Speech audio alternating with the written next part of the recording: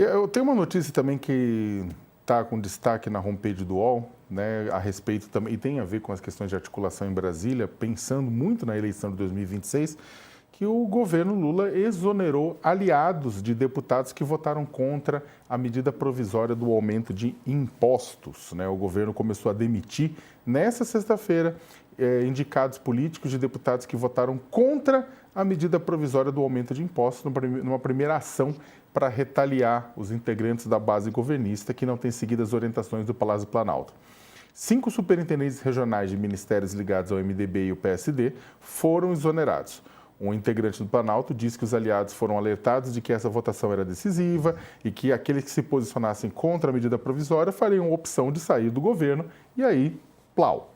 As primeiras consequências apareceram no Diário Oficial da União com a exoneração dos superintendentes do Ministério da Agricultura no Pará, Paraná, Minas Gerais e Maranhão. No Ministério dos Transportes, o superintendente do DENIT, que é o Departamento Nacional de Infraestrutura e Transportes de Roraima, já perdeu o emprego. As demissões causaram insatisfação principalmente no PSD, de acordo com deputados ouvidos pela Folha. Um líder da sigla classificou a ação do governo como pouco inteligente, sem sentido, já que a sigla foi a segunda com maior apoio à MP, apenas atrás do PT. O PSD orientou voto contra a medida provisória numa ação coordenada pelo presidente do partido, Gilberto Kassab, que é um aliado muito próximo e secretário de Tarcísio de Freitas, governador do estado de São Paulo e possível candidato à eleição presidencial de 2026. Já o MDB declarou voto a favor, ambas as bancadas racharam, no entanto, o PSD foram 20 votos a favor do governo e 18 contra, no MDB 16 governistas e 14 contra. Aldo, é claro, o presidente Lula, em outros momentos, ele evitou exonerar governistas, pessoas da base do governo que votaram contra, principalmente em temáticas como meio ambiente, né, questões ambientais.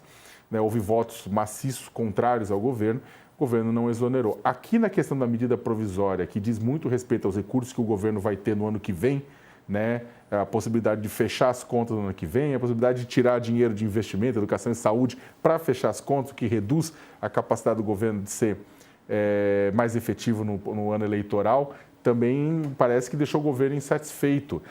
A gente está vendo um divórcio ou você acha que isso vai dar uma sacudida nos deputados e eles vão evitar votar contra na próxima medida semelhante?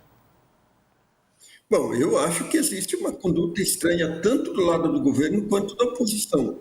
Do lado do governo, por quê? Porque o governo tem inimigos dentro do próprio governo, deputados que votam sistematicamente contra o governo e, no entanto, eles têm cargos no Estado, administrado pelo Lula. Então, isso é a ingenuidade política, quer dizer, manter uma situação dessa.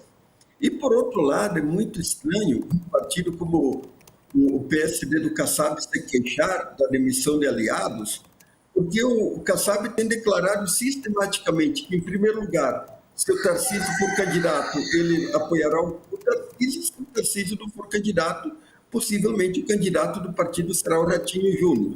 Então, qual é a legitimidade do Kassab reivindicar a permanência de aliados no governo na medida em que esses aliados se posicionam contra o governo?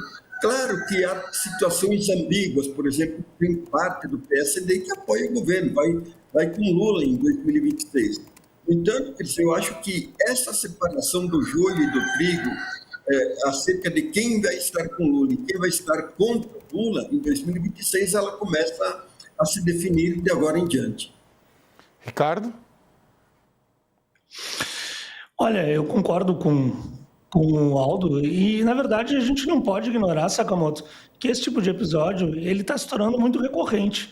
Eu sempre gosto de lembrar do momento do impeachment da presidenta Dilma Rousseff, quando ela chegou a exonerar um ministro de Estado, se não me engano, o ministro era o Mauro Lopes, para votar contra o impeachment e ele acabou votando favoravelmente ao impeachment.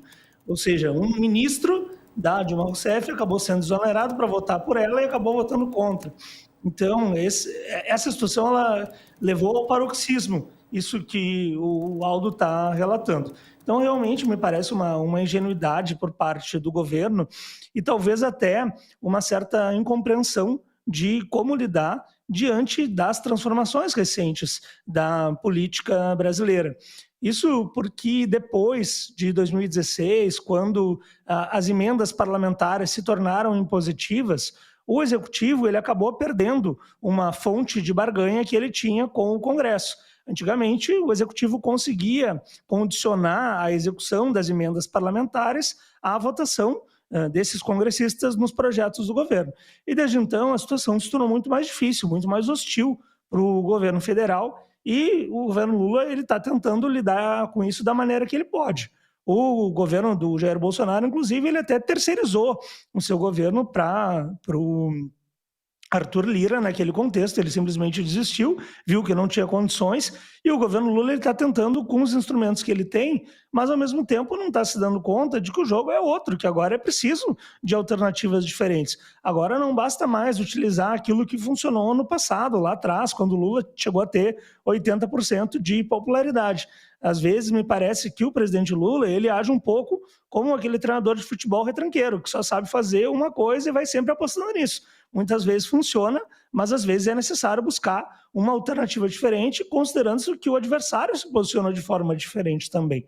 Então, isso é fundamental para que o governo consiga terminar com condições de ser reeleito e depois conseguir governar num eventual segundo ou quarto mandato.